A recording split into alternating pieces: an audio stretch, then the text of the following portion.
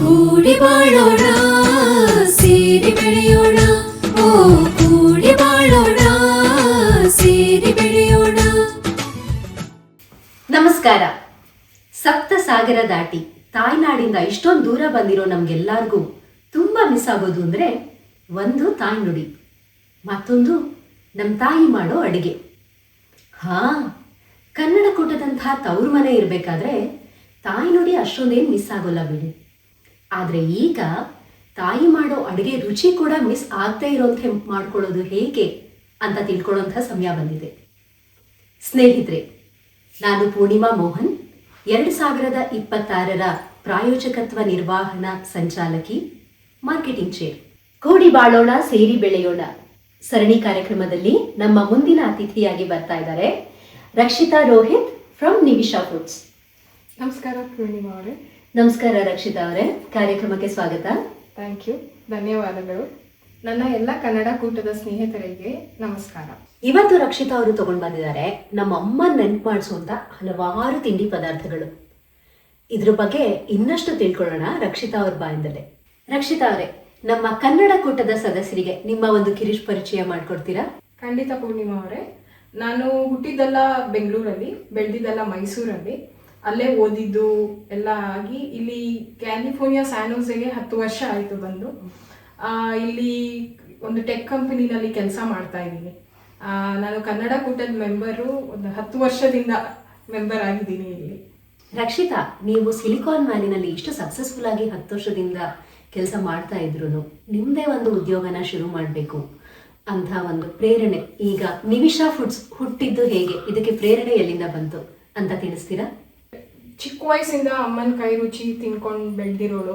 ಮನೇಲೇ ಎಲ್ಲ ಪುಡಿಗಳು, ಅಮ್ಮ ಕೇಳಿದ ತಕ್ಷಣ ಕೋಡ್ಬಳೆ, ಚಕ್ಲಿ, ನಿಪ್ಪಟ್ಟು 1 ಅವರಲ್ಲಿ ಮಾಡ್ಕೊಡೋರು. ತಕ್ಷಣ ಪುಡಿ ಹುರಿದು ಸಾಂಬಾರಾಗಲಿ ರಸಮ್ ಆಗಲಿ ಎಲ್ಲ ಮಾಡೋರು. ಅದನ್ನು ನೋಡ್ಕೊಂಡು ಬೆಳೆದವಳು. US ಮೂವ್ ಆದ ತಕ್ಷಣ ಅಮ್ಮ ಏನೇನು ಮಾಡಿಕೊಟ್ಟಿದ್ರು ಎಲ್ಲ ತೊಗೊಂಬಂದೆ, ಅದನ್ನೇ ಯೂಸ್ ಮಾಡ್ತಾ ಇದ್ದೆ. ಅಂಗಡಿನಲ್ಲಿ ನಾನು ಏನೂ ತೊಗೊಳ್ತಾ ಇರಲಿಲ್ಲ. ಎಲ್ಲೋ ಒಂದು ಕಡೆ ಕೋವಿಡ್ ಟೈಮಲ್ಲಿ ಇದನ್ನೆಲ್ಲ ತುಂಬ ಮಿಸ್ ಮಾಡಿಕೊಂಡೆ. ಯಾರೂ ಶಿಪ್ ಮಾಡೋರು ಇರಲಿಲ್ಲ, ವಿಧಿ ಏನು ಮಾಡೋಕ್ಕಾಗ್ತಾ ಇರಲಿಲ್ಲ. ಆಚೆಯಿಂದ ತೊಗೊಂಬಂದು ಮನೇಲಿ ಅಡುಗೆ ಮಾಡ್ತಾಯಿದ್ದೆ. ನಾನು ಅದನ್ನು ಮಿಸ್ ಮಾಡ್ಕೊತಾ ಇದ್ದೀನಿ ಅಂತ ಅನಿಸ್ತು. ಆವಾಗ ಐಡಿಯಾ ಬಂತು ನನಗೆ, ನಾನು ಯಾಕೆ ಇಲ್ಲಿ ನನ್ನ ಅಮ್ಮನ ಕೈ ರುಚಿನ ಎಲ್ಲರಿಗೂ ತೋರಿಸ್ಬಾರ್ದು, ರುಚಿಸ್ಬಾರ್ದು ಅಂತ ಅಂದ್ಬಿಟ್ಟು ಆವಾಗ ಸ್ಟಾರ್ಟ್ ಆಗಿದ್ದೆ ನಿವಿಶಾ ಫುಡ್ಸ್. ಎಲ್ಲದಕ್ಕೂ ಟೈಮ್ ಬರಬೇಕು ಅಂತಂದ್ರೆ ಇದೇ ರೈಟ್ ಟೈಮ್ ಅಂತ ಅನಿಸ್ತು. ಅದಕ್ಕೆ ನನಗೆ ತುಂಬ ಸಪೋರ್ಟು ಸಿಕ್ತು ನನ್ನ ಫ್ಯಾಮಿಲಿಯಿಂದ. ಇಂಡಿಯಾದಲ್ಲಿ ನನಗೆ ನಮ್ಮಮ್ಮ ಹೆಂಗೆ ಮಾಡ್ತಾರೋ ಅಡುಗೆನ ಅದೇ ಥರ ಮಾಡೋರು ಸಿಕ್ಕಿದ್ರು. ಅವರೆಲ್ಲ ಮಾಡಿ ನನಗೆ ಕಳಿಸ್ತಾ ಇದ್ದಾರೆ. ನನಗೆ ಒಳ್ಳೆ ರೆಸ್ಪಾನ್ಸ್ ಸಿಗ್ತಾ ಇದೆ, ತುಂಬ ಖುಷಿ ಆಗ್ತಾ ಇದೆ. ತುಂಬ ಚೆನ್ನಾಗಿ ಹೇಳಿದ್ರಿ, ಬಾಲ್ಯದ ನೆನಪು ತರ್ತಾ ಇತ್ತು ಅಂತ.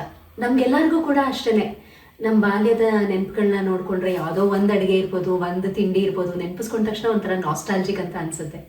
ಅದೇ ರೀತಿ ವೆರಿ ಕ್ಲೋಸ್ ಟು ಹೋಮ್ ಅಂತ ನಿವಿಶಾ ಫುಡ್ಸಲ್ಲಿ ಯಾವ ರುಚಿ ನಿಮಗೆ ಮೊದಲು ನೆನಪಾಗುತ್ತೆ? ಆ ಥರ ಒಂದು ಅಡುಗೆ ಇಲ್ಲ ಒಂದು ತಿಂಡಿ ಅಂತ ನಾನು ಹೇಳೋಕ್ಕಾಗಲ್ಲ. ಎಲ್ಲನೂ ಇಷ್ಟ ನನಗೆ. ನಾನು ಊಟ ಅಂತ ಸ್ಟಾರ್ಟ್ ಮಾಡಿದ ತಕ್ಷಣ ನನಗೆ ಉಪ್ಪಿನಕಾಯಿ ಇರಲೇಬೇಕು. ನನಗೆ ಆಫೀಸಿಂದ ಬಂದ ತಕ್ಷಣ ನನ್ನ ಕೋಡ್ಬಳೆ, ಚಕ್ಲಿ, ನಿಪ್ಪಟ್ಟು, ಮಿಕ್ಸ್ಚರು ಬೇಕೇ ಬೇಕು ನನಗೆ. ಬಟ್ ಏನೇ ಆಗಲಿ ಮನೆಯಲ್ಲಿ ಮಾಡಿದ್ದು ಏನೇ ಇದ್ರೂ ಅದರದ್ದು ಫೀಲಿಂಗೇ ಬೇರೆ ಥರ ಇರುತ್ತೆ.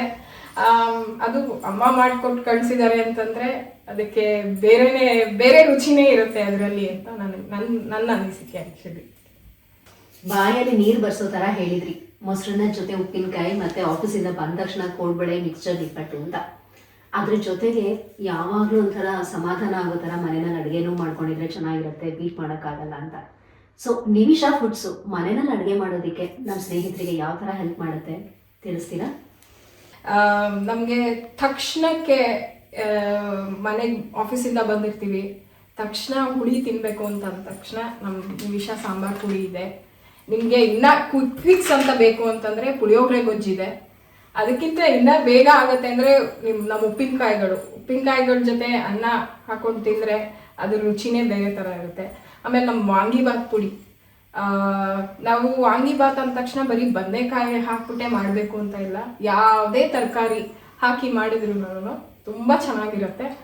ಆಮೇಲೆ ಹಬ್ಬ ಹರಿದಿನದಲ್ಲಿ ಬಿಸಿಬೇಳೆ ಬಾತ್ ಅಂತೂ ತುಂಬ ಒಂಥರ ಅದೊಂದು ಮ್ಯಾಂಡೇಟ್ರಿ ಡಿಶ್ ಅಂತ ಇದ್ದೇ ಇರುತ್ತೆ ಅಲ್ವಾ. ಸೊ ಅದೊಂದು ಮಾಡ್ಕೋಬೋದು. ಮತ್ತು ನಮ್ಮ ಹಬ್ಬ ಹರಿದಿನದಲ್ಲಿ ನಿಮಗೆ ಕೋಡ್ಬಳೆ, ಗೋಕುಲಾಷ್ಟಮಿನಲ್ಲಿ ನಿಮಗೆ ಕೋಡ್ಬಳೆ, ಚಕ್ಲಿ, ಮಿಕ್ಸ್ಚರು, ಅದರದ್ದು ರುಚಿನೇ ಬೇರೆ, ಇದೇ ಬೇರೆ ಅಲ್ವಾ. ಈ ಇನ್ಸ್ಟಾಗ್ರಾಮ್ ಎರಾನಲ್ಲಿ ನಿಮಿಷಾ ಫುಡ್ಸ್ನ 3 ವರ್ಡ್ಸ್ ಡಿಸ್ಕ್ರೈಬ್ ಮಾಡಬೇಕಂದ್ರೆ? Sure. First taste, next home made, ಮತ್ತು ಹೈಜಿನಿಕ್ಕು, ಆಮೇಲೆ ಪ್ರಿಸರ್ವೇಟಿವ್ ಫ್ರೀ. ರಕ್ಷಿತಾ, ನೀವು ಕನ್ನಡ ಕೂಟಕ್ಕೆ ಲಾಸ್ಟ್ 10 ವರ್ಷಗಳಿಂದ ಬರ್ತಾ ಇದ್ದೀರಾ. ಜೊತೆಗೆ ಈ ವರ್ಷ ಮೊದಲನೇ ಬಾರಿ ನಿಮಿಷಾ ಫುಡ್ಸ್ ಕನ್ನಡ ಕೂಟದ ಪ್ಲಾಟಿನಮ್ ಸ್ಪಾನ್ಸರ್ ಕೂಡ. ನಿಮ್ಮ ಫುಡ್ ಪ್ರಾಡಕ್ಟ್ನ ನಮ್ಮ ಕನ್ನಡದ ಜನತೆಗೆ ತಲುಪಿಸೋದಕ್ಕೆ ಕನ್ನಡ ಕೂಟವನ್ನು ಮಾಧ್ಯಮವಾಗಿ ಆಯ್ಕೆ ಮಾಡ್ಕೊಂಡಿರೋದಕ್ಕೆ ನಾವು ತುಂಬ ಆಭಾರಿಯಾಗಿದ್ದೀವಿ. ನಿಮಗೆ ತುಂಬ ಧನ್ಯವಾದಗಳು. ಕನ್ನಡ ಕೂಟದ ಬಗ್ಗೆ ನಿಮಗಿರೋ ಒಂದು ಅವಿನಾಭಾವವಾದ ಸಂಬಂಧ, ಒಂದು ತವ್ರ ಮನೆ ಫೀಲಿಂಗ್ನ ನಮ್ಮ ಕನ್ನಡ ಕೂಟದ ಸದಸ್ಯರಿಗೆ ತಿಳಿಸ್ಕೊಡ್ತೀರಾ? US-ಗೆ ಫಸ್ಟ್ ಬಂದಾಗ ಯಾರು ಕನ್ನಡದವರು ಕನ್ನಡದಲ್ಲಿ ಮಾತಾಡೋದು ನನಗೆ ಕೇಳಿಸ್ಲೇ ಇಲ್ಲ. ಆವಾಗ ನನಗೆ ತುಂಬ ಮನೇನ ಮಿಸ್ ಮಾಡ್ಕೊಳ್ಳೋಕ್ಕೆ ಶುರು ಮಾಡಿದೆ. ಆವಾಗ ಹೆಂಗೋ ಗೊತ್ತಾಯಿತು ಕನ್ನಡ ಕೂಟ ಇದೆ ಅಂತ ಅಂದ್ಬಿಟ್ಟು ನಾನು ಮೆಂಬರ್ ಆದೆ. ಎಲ್ಲ ಈವೆಂಟ್ಸ್ಗಳನ್ನ ಅಟೆಂಡ್ ಮಾಡೋಕ್ಕೆ ಶುರು ಮಾಡಿದೆ. ಆವಾಗ ತುಂಬ ಖುಷಿ ಆಯಿತು. ನಾನು ಯಾರೂ ಇಲ್ಲ ಅಂತ ಅನ್ಕೊತಾ ಇದ್ದೆ, ನಂಗೆ ಇಷ್ಟೊಂದು ಜನ ಇದ್ದಾರೆ ಇಲ್ಲಿ ಅಂತ ಅನಿಸ್ತು. ಆಮೇಲೆ ಏನಕ್ಕೆ ಈ ಪ್ರಾಡಕ್ಟ್ಸ್ಗಳನ್ನ ನಾನು ಕನ್ನಡ ಕೂಟದಲ್ಲಿ ಇಂಟ್ರೊಡ್ಯೂಸ್ ಮಾಡಬೇಕು ಅಂತ ಇದ್ದೀನಿ ಅಂತಂದರೆ, ನಮ್ಮ ಜನಕ್ಕೆ ಇದೆಲ್ಲ ಮಿಸ್ ಮಾಡ್ಕೊತಿದಾರಲ್ವ. ಫಸ್ಟ್ ನಮ್ಮ ಕನ್ನಡದವ್ರಿಗೆ ಇದ್ರ ವ್ಯಾಲ್ಯೂ ಗೊತ್ತಿರೋದು. ಇವಾಗ ಪುಳಿಯೋಗರೆ ಗೊಜ್ಜಾಗಲಿ, ಹೆರಳೆಕಾಯಿ ಉಪ್ಪಿನಕಾಯಿ ಆಗಲಿ, ಕೋಡ್ಬಳೆ ಆಗಲಿ, ಚಕ್ಲಿ ಆಗಲಿ, ಆಲ್ರೆಡಿ ನಮ್ಮ ಕರ್ನಾಟಕದಲ್ಲಿ ಮಾಡುವಂಥ ಬಿಸಿಬೇಳೆ ಬಾತ್ ಪೌಡರ್ ಆಗಲಿ, ವಾಂಗಿಬಾತ್ ಪುಡಿ ಆಗಲಿ, ಅದೇ ಬೇರೆ. ಸೌತ್ ಇಂಡಿಯನ್ ಕುಕ್ಕಿಂಗ್ ಅಂದ ತಕ್ಷಣ ಎಲ್ಲದರಲ್ಲೂ ಸೇಮ್ ಇಂಗ್ರೀಡಿಯೆಂಟ್ಸ್ ಇದೆ ಅಂತ ಅಲ್ಲ. ಸಾಂಬಾರ್ ಅಂದ ತಕ್ಷಣ ತಮಿಳ್ನಾಡಲ್ಲಿ ಬೇರೆ ಥರ ಸಾಂಬಾರಿದೆ, ಕೇರಳದಲ್ಲಿ ಬೇರೆ ಥರ ಸಾಂಬಾರು ಮಾಡ್ತಾರೆ. ಬಟ್ ಕರ್ನಾಟಕದಲ್ಲಿ ಹಾಕೋ ಇಂಗ್ರೀಡಿಯೆಂಟ್ಸೇ ಬೇರೆ ಥರ ಇರುತ್ತೆ.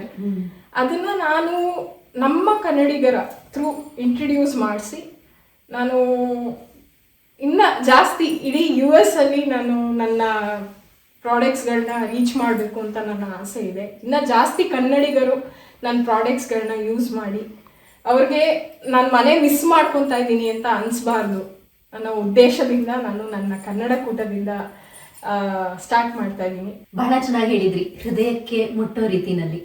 ನಿಮಿಷಾ ಫುಡ್ಸ್ ಕನ್ನಡಿಗರಿಂದ ಕನ್ನಡಿಗರಿಗೋಸ್ಕರ ತಂದಿರುವಂತಹ ಒಂದು ಪ್ರಾಡಕ್ಟ್ ಅಂತ. ನಿಮ್ಮ ಈ ನಿಮಿಷಾ ಫುಡ್ಸ್ ಕನ್ನಡ ಕೂಟದ ಜೊತೆಗೆ ಅಮೆರಿಕದ ಎಲ್ಲ ಕನ್ನಡಿಗರ ಮನೆಗಳನ್ನು ಸೇರಲಿ ಅಂತ ನಾವು ಕೂಡ ಆಶಿಸ್ತೀವಿ. ಮತ್ತೆ ನಿಮ್ಮ ಜರ್ನಿನಲ್ಲಿ ಹೇಳಿದ್ರಿ ಎಂಟ್ರಪ್ರಿನರ್ಶಿಪ್ ಬಗ್ಗೆ ಬಂದಾಗ, ಇಲ್ಲಿ ನಮ್ಮ ಗುಂಪಲ್ಲೇ ಸಾಕಷ್ಟು ಜನಕ್ಕೆ ಅದೇ ಒಂದು ಯೋಚನೆ ಬಂದಿರುತ್ತೆ. ಒಳಗಡೆ ಒಂದು ಪ್ಯಾಷನ್ ಕೂಡ ಇರುತ್ತೆ, ಅದಕ್ಕೆ ಮಾಡುವಂಥ ಒಂದು ಸ್ಕಿಲ್ಸ್ ಕೂಡ ಇರ್ಬೋದು, ಆದರೆ ಫೆನ್ಸ್ನಲ್ಲಿ ಇರ್ತಾರೆ. ಸೊ ಟೆಕ್ಕಿಂದ ಆಂಟ್ರಪ್ರಿನರ್ಶಿಪ್ಪಿಗೆ ಬರೋದಾಗಲಿ ಅಥವಾ ಹೋಮ್ ಮೇಕರ್ಸ್ ಆಗಿ ತಮ್ಮದೇ ಒಂದು ಸ್ಮಾಲ್ ಬಿಸ್ನೆಸ್ನ ಶುರು ಮಾಡೋದಾಗಲಿ, ನಿಮ್ಮ ಒಂದು ಕಿವಿ ಮಾತು ಏನು? ಈಗ ಜೆನ್ಸಿ ಆಗಲಿ ಯಾರಿಗೇ ಆಗಲಿ ನಾನು ಏನು ಹೇಳೋದು ಅಂತಂದರೆ, ನನ್ನ ಕೈಲಿ ಇದು ಮಾಡೋಕ್ಕಾಗಲ್ಲ ಅಂತ ಡೌಟ್ ಅನ್ನೋದು ಬರಲೇಬಾರ್ದು. ನಾನು ಮಾಡ್ತೀನಿ, ನನ್ನ ಕೈಲಿ ಆಗುತ್ತೆ, ನನ್ನ ಕೈಲಿ ಆಗತ್ತೆ ಅಂತ ನಾನು ಅನ್ಕೊಂಡ ತಕ್ಷಣ ನಾನು ಎನರ್ಜಿ ರಿಲೀಸ್ ಮಾಡ್ತಾ ಇದ್ದೀನಿ. ಎಕ್ಸಾಕ್ಟ್ಲಿ ಆ ಎನರ್ಜಿ ರಿಲೀಸ್ ಮಾಡ್ತಾ ಇದ್ದೀನಿ. ಸೊ ಆ ಯೂನಿವರ್ಸ್ ಅನ್ನೋದು ನಿಮಗೆ ತುಂಬ ಆಪರ್ಚುನಿಟೀಸ್ ನಿಮ್ಮ ಮುಂದೆ ದೇವ್ರು ಕೊಡ್ತಾನೆ. ಒಂದು ಯೂನಿವರ್ಸ್ ಯಾವುದೇ ಒಂದು ಪವರ್, ನೀವು ಯಾವ ಪವರ್ ಶಕ್ತಿನ ನೀವು ಬಿಲೀವ್ ಮಾಡ್ತೀರೋ ನಿಮಗೆ ಅಷ್ಟು ಆಪರ್ಚುನಿಟೀಸ್ ಸಿಗುತ್ತೆ. ನಮ್ಮ ಕಡೆ ಪ್ರಯತ್ನ 100% ಇದ್ದಾಗ ಭಗವಂತ ತಾನಾಗೇನೆ ಎಲ್ಲ ದಾರಿಗಳನ್ನು ಓಪನ್ ಮಾಡ್ತಾನೆ ಅಂತ. ಎಕ್ಸಾಕ್ಟ್ಲಿ ಅದೇನೇನೆ. ಸೊ ನಾನು ಎಲ್ಲರಿಗೂ ಹೇಳೋದೇ ಇಷ್ಟು, ಲೈಕ್ ನಮ್ಮ ಕೈಲಿ ಇದಾಗಲ್ಲ ಅಂತ ಅನ್ಕೊಳ್ಳೋದು ಬೇಡ, ಮಾಡ್ತೀವಿ ಆಗತ್ತೆ ಅಂತ ಅನ್ಕೊಳ್ಳೋಣ. That's a wonderful piece of advice for someone who wants to start their business. ಈಗ ರಕ್ಷಿತಾ ಅವ್ರ ಜೊತೆ ಒಂದು ಕ್ವಿಕ್ ರ್ಯಾಪಿಡ್ ಫೈರ್ ಮಾಡೋಣ. Are you ready? Are you ready? Yes. Favourite Kannada snack? ಒಂದು ಅಂತ ಹೇಳೋಕ್ಕಾಗಲ್ಲ, ಎಲ್ಲಾನು ಕೋಡ್ಬಳೆ ಚಕ್ಲಿ ಮಿಕ್ಸ್ಚರ್ ಎಲ್ಲಾನು. Next time no cheating, it should be really rapid fire. Okay. Favourite Kannada dish? Bisibele bath. ನನಗೂ ಅಷ್ಟೇ. Sweet or spicy? Spicy. Morning filter coffee ಅಥವಾ evening chai? Morning filter coffee. ನನ್ನ husband ಮಾಡಿದ್ದು. ನಿಮ್ಮ ಪ್ರಾಡಕ್ಟ್ನ ಫಸ್ಟ್ ಟೈಮ್ ಟ್ರೈ ಮಾಡ್ತಾ ಇರೋರಿಗೆ ಯಾವ ಪ್ರಾಡಕ್ಟ್ನ ರೆಕಮೆಂಡ್ ಮಾಡ್ತೀರಾ? ನಾನು ಎಲ್ಲಾನು ಟ್ರೈ ಮಾಡಿ ಅಂತ ಅಂತೀನಿ. ಬಟ್ ಫಸ್ಟ್ ಆರ್ಟ್ ಮಾಡಬೇಕು ಅಂತಂದರೆ ಹೇಳೆಕಾಯಿ ಉಪ್ಪಿನಕಾಯಿ. ವಾವ್. ಎಲ್ಲರೂ ಅದನ್ನ ಟೇಸ್ಟ್ ಮಾಡಬೇಕು. ಬಿಕಾಸ್ ಎಷ್ಟೊಂದು ಜನಕ್ಕೆ ಹೇಳೆಕಾಯಿ ಇದು ಹೆಲ್ತ್ ಬೆನಿಫಿಟ್ಸ್ ಗೊತ್ತಿಲ್ಲ. ಅದು ತುಂಬ ಒಳ್ಳೆಯದು, ಬ್ಲೋಟಿಂಗ್ ಆಗಲಿ ಇಂಡೈಜೆಷನ್ಗಾಗಲಿ. ಆಮೇಲೆ ಎಲ್ಲರೂ ಒಂಥರ ಕಹಿ ಅಂತ ಅಂತಾರೆ. ನಾನು ಹಾಗೆ ಅಂದ್ಕೊಂಡಿದ್ದೆ, ಬಟ್ ಎಲ್ಲರೂ ಟ್ರೈ ಮಾಡಬೇಕು ಹೇಳೆಕಾಯಿ ಉಪ್ಪಿನಕಾಯಿ. ಖಂಡಿತ. ಸ್ನೇಹಿತರೆ, ನಿಮ್ಗೆಲ್ಲರಿಗೂ ಇನ್ನೊಂದು ಸಂತೋಷವಾದ ಸಮಾಚಾರ. ಈ ಬಾರಿ ಸಂಕ್ರಾಂತಿ ಕಾರ್ಯಕ್ರಮದಲ್ಲಿ ರಕ್ಷಿತಾ ಅವರು ನಮ್ಮ ಕನ್ನಡ ಕೂಟದ ಎಲ್ಲ ಸದಸ್ಯರಿಗೂ ಫ್ರೀ ಸ್ಯಾಂಪ್ಲಿಂಗ್ ತರ್ತಾ ಇದ್ದಾರೆ ನಿಮ್ಗೋಸ್ಕರ. ಹೇಳೆಕಾಯಿ ಉಪ್ಪಿನಕಾಯಿ ಖಂಡಿತ ಡಿನ್ನರ್ ಟೈಮಲ್ಲಿ ಬನ್ನಿ, ಅದನ್ನ ಟ್ರೈ ಮಾಡಿ. ರಕ್ಷಿತಾ ಅವರೇ, ಇಷ್ಟೊತ್ತು ನೀವು ನಮ್ಮ ಜೊತೆ ಕೂತ್ಕೊಂಡು ಕನ್ನಡ ಕೂಟದ ಬಗ್ಗೆ, ಆಂಟ್ರಪ್ರಿನರ್ಶಿಪ್ ಬಗ್ಗೆ ಮತ್ತೆ ನಿಮಿಷಾ ಫುಡ್ಸ್ ಬಗ್ಗೆ ಸಾಕಷ್ಟು ವಿಚಾರಗಳನ್ನ ಹಂಚ್ಕೊಂಡ್ರಿ. ಇದಕ್ಕೆ ನಾವು ತುಂಬ ಆಭಾರಿಯಾಗಿದ್ದೀವಿ. ಈ ಕಾರ್ಯಕ್ರಮನ ರ್ಯಾಪ್ ಅಪ್ ಮಾಡೋದಕ್ಕಿಂತ ಮುಂಚೆ ನಮ್ಮ ಕನ್ನಡ ಕೂಟದ ಸದಸ್ಯರಿಗೆ ಏನಾದರೂ ಒಂದು ಟಿಪ್ ಹೇಳೋಕ್ಕೆ ಇಷ್ಟಪಡ್ತೀರಾ? ಖಂಡಿತ ಪೂರ್ಣಿಮಾ ಅವರೇ. ಸ್ನೇಹಿತರೆ, ಎಲ್ಲರೂ ಈ ಸತಿ ಕನ್ನಡ ಕೂಟಕ್ಕೆ ಬನ್ನಿ. ನಾವು ಸಾವಿರಾರು ಜನ ಇದ್ದೀವಿ ಕನ್ನಡ ಕೂಟದಲ್ಲಿ. ಕನ್ನಡಿಗರು ತುಂಬ ಐಡಿಯಾಸ್ಗಳಿದೆ. ನಾವೆಲ್ಲರೂ ಲೆಟ್ ಸಪೋರ್ಟ್ ಈಚ್ ಅದರ್. ನಮ್ಮ ನಿಮಿಷಾ ಪ್ರಾಡಕ್ಟ್ಸ್ ಎನಿವೇಸ್ ಈ ಸತಿಯಿಂದ ನಮ್ಮ ಕನ್ನಡ ಕೂಟದಲ್ಲಿ ಬರ್ತಾ ಇದೆ. ಅದೇ ಥರ ಬೇಕಾದಷ್ಟು ಕನ್ನಡಿಗರದು ತುಂಬ ಐಡಿಯಾಸ್ಗಳಿದೆ. ಅವ್ರನ್ನೂ ನಾವು ಸಪೋರ್ಟ್ ಮಾಡೋಣ, ಅವ್ರನ್ನೂ ನಾವು ಮೇಲೆತ್ತೋಣ. ನಿಮ್ಮ ಸಪೋರ್ಟ್ಗಳು ನಮಗೆ ತುಂಬ ಇಂಪಾರ್ಟೆಂಟು.